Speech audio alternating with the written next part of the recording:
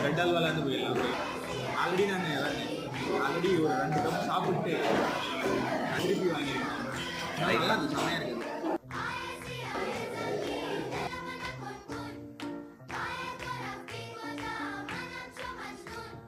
ஆக்சுவலாக பிரியாணியோட இந்த ரைத்தா தான் செம்மையாக இருக்குது. ரைட்டா இல்லைடா அது டால்சா. டால்சா கத்திரிக்காய் பற்றி அதேதான். வெறும் பிரியாணி சாப்பிடுவோம்.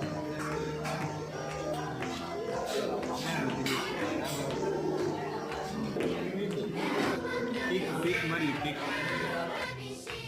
இப்போ அடுத்து வந்து இது கூட சாப்பிடுவீங்க. லைட்டாக தக்க டால்சா லைட்டாக சிக்கனு சாப்பாட்டில் பேக் பண்ணி